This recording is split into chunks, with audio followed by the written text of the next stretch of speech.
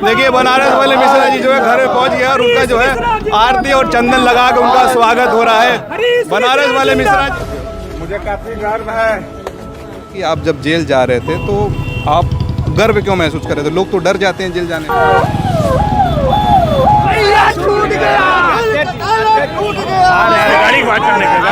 असली समाजवादी मुख्यालय तो जिला कारागार है। क्या वहाँ हिंदू, क्या वहाँ मुसलमान, एक ही नल के नीचे पानी पीना है, एक ही थाली में खाना है।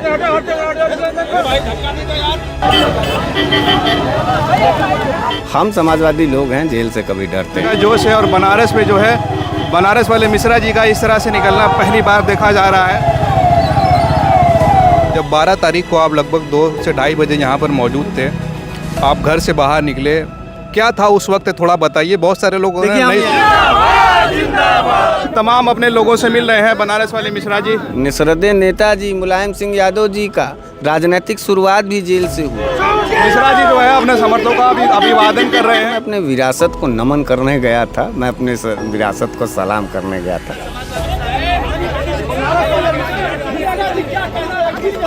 अखिलेश यादव के लिए क्या कहेंगे? अखिलेश यादव जी समर्थक जो है वो छूट गए। तो ये आपके लिए जेल में जब थे तो क्या दिमाग में चल रहा था?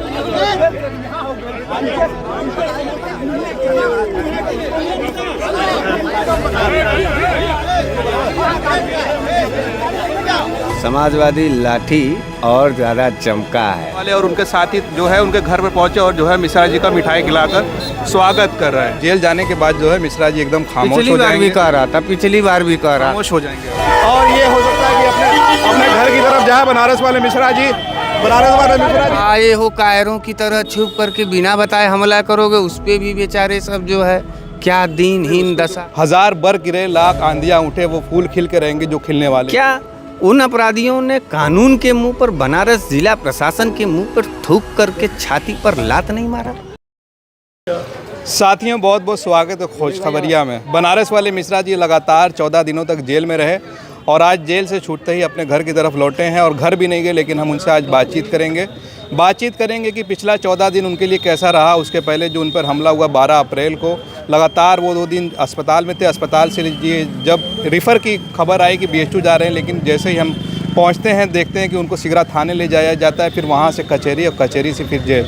इन तमाम दिनों पर बात करेंगे बनारस वाले मिश्रा जी की क्या वहाँ पे हालत थी, क्योंकि जब हम देख रहे थे, जब आखिरी टाइम ये जा रहे थे तो इनका एक वीडियो भी काफ़ी वायरल हुआ था कि मुझे गर्व है जेल जाने पर कि मैं 14 अप्रैल को यानी अंबेडकर जयंती के दिन जेल जा रहा हूँ। मिश्रा जी ये बताइए कि आप जब जेल जा रहे थे तो आप गर्व क्यों महसूस कर रहे थे? लोग तो डर जाते हैं जेल जाने पे। मैं गर्व इसलिए महसूस कर रहा था कि समाजवादी पार्टी का जो PDA परिवार है उसकी लड़ाई उसके स्वाभिमान के लिए और उसके पहचान के लिए मैं जा रहा था जेल।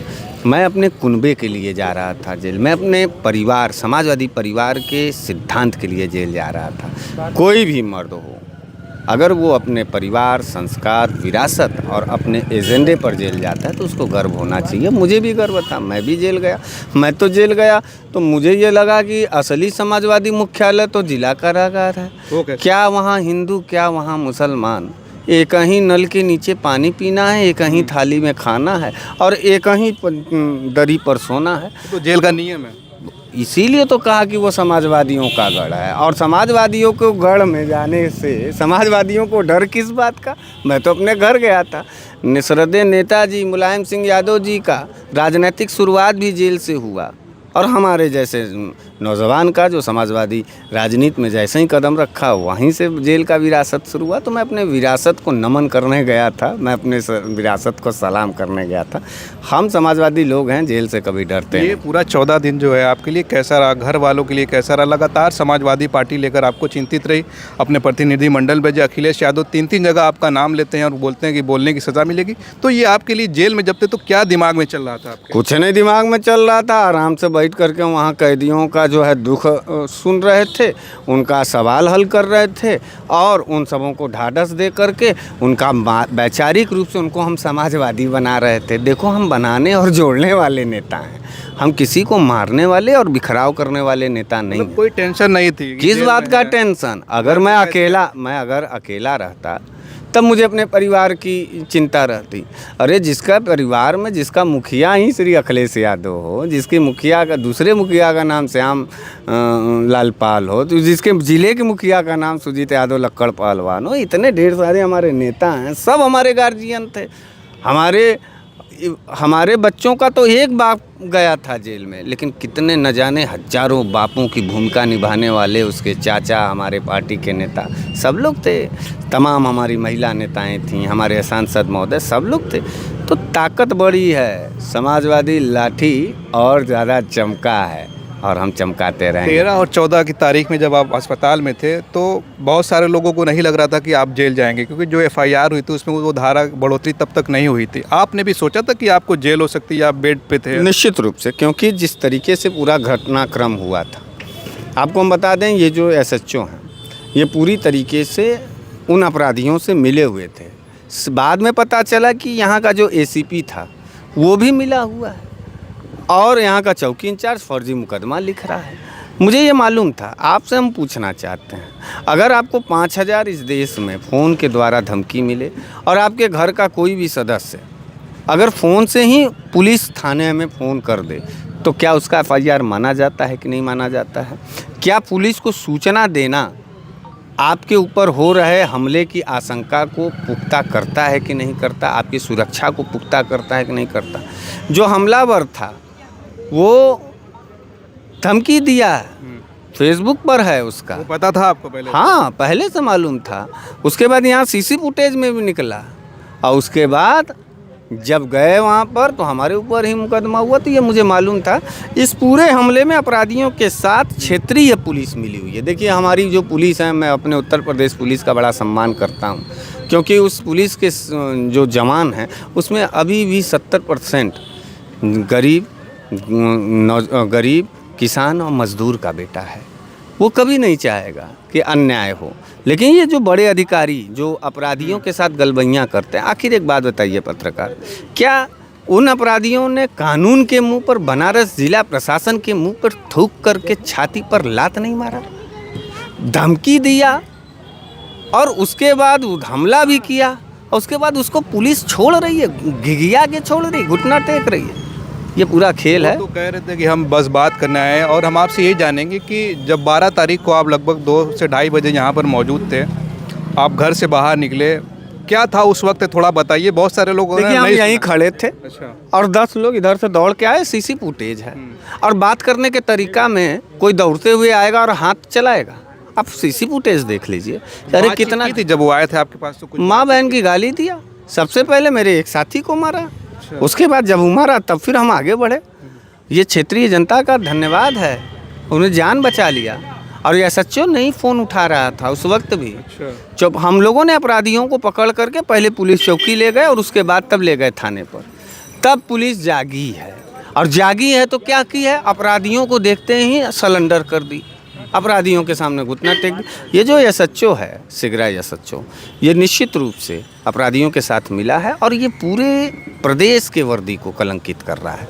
और मैं अपने स्वाभिमानी, अपने सम्मानित CP जो हमारे हैं, जो मोहित अग्रवाल जी, मैं उनसे कहना चाहता हूं कि आप बेहद ईमानदार और बेहद निष्ठावान पुलिसकर्मी हमको लगते हैं।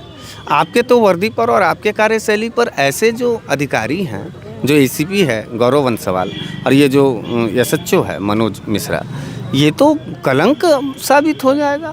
और मैं इन्हीं लोगों को, ओवैद भाई, और मैं आपके माध्यम से अपने तमाम साथियों से कहना चाहता हूं कि देखिए, मैं बहुत जल्द एक प्रोग्राम चलाऊंगा पूरे प्रदेश में, और ख़ास करके इसी क्षेत्र के ज़िले के क्षेत्र में, कि एक आम आदमी को अपने आत्मरक्षा का अधिकार किन परिस्थितियों में मिलता है और क्या वो करे कि उसके ऊपर ऐसी पुलिस मुकदमा उसी के ऊपर न कर दे, लोगों को जागरूक करेंगे। हाँ, और उसमें मैं इन्हीं लोगों को चीफ गेस्ट बुलाऊंगा और इन्हीं लोगों से पूछवाऊंगा, हजारों सैकड़ों जनता के बीच में, कि बताओ अगर तुम्हारे ऊपर 10 लोग हमला करते हैं तो आत्मरक्षा तुम कैसे करोगे।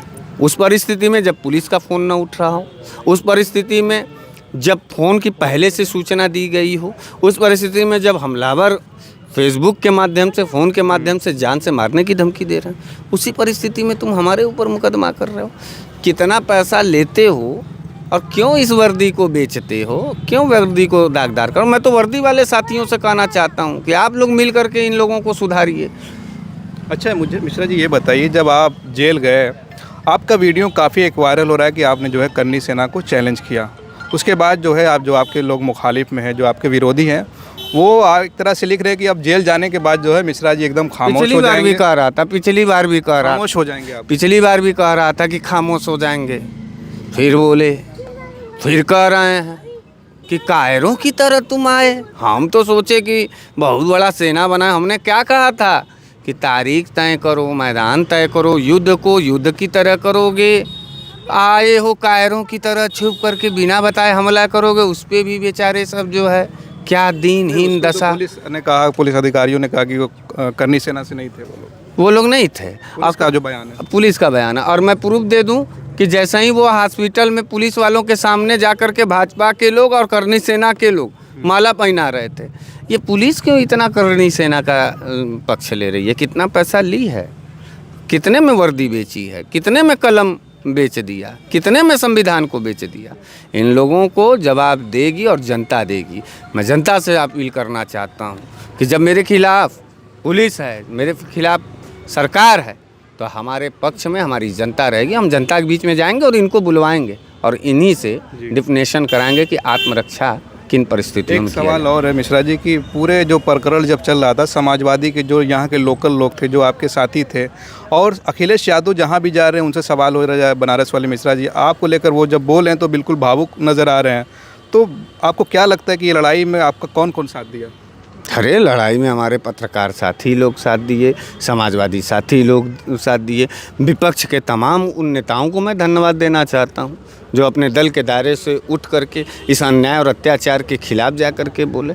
मैं अपने अधिवक्ता बंधु बड़े भाई श्री अनुज यादव जी को धन्यवाद देना चाहता हूं, श्री नरेश यादव जी को, श्री संदीप यादव जी को, श्री अरविंद यादव जी सहित तमाम ऐसे अधिवक्ता बंधु हैं। अखिलेश यादव के लिए क्या कहेंगे? अखिलेश यादव जी हमारे नेता हैं और उनको मैं धन्यवाद इस बात का देना चाहता हूं कि आपने सिर्फ और सिर्फ बनारस वाले मिश्रा जी के लिए नहीं बोला, तमाम उन करोड़ों नौजवानों के साहस और हौसले को आपने बुलंद किया जो गांव गिरांव चट्टी चौराहे पे समाजवादी पार्टी का टोपी लगा के समाजवाद के विचारधारा को लेकर लड़ते हैं।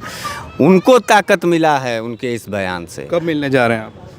बहुत जल्द, जब उनके पास समय हो जाएगा मैं बहुत जल्द जाऊंगा, उनका आशीर्वाद लूँगा। बहुत सारे लोग जो राजनीतिक मामलों के जानकार हैं वो कह रहे हैं कि बनारस वाले मिश्रा जी को लेकर अखिलेश यादव इसलिए भी बोल रहे हैं कि वो उत्तर प्रदेश में जो है हरिशंकर तिवारी, एक बड़ा नाम था ब्राह्मणों का जो समाजवादी पार्टी से जुड़े थे, उनके बेटे विनय शंकर तिवारी पर अभी जो छापा पड़ा है, तो कहीं ना कहीं बनारस वाले मिश्रा जी को जो है उनकी जगह लेकर आना चाह रहे हैं, उनका कद जो है बड़ा करना चाह रहे हैं। आप क्या सोचते हैं इस मामले में? हमसे ज़्यादा अनुभवी हैं श्री अखिलेश यादव जी। हमारे पिताजी तो अधिवक्ता हैं, लेकिन उनके पिताजी का नाम स्वर्गीय मुलायम सिंह यादव जी है।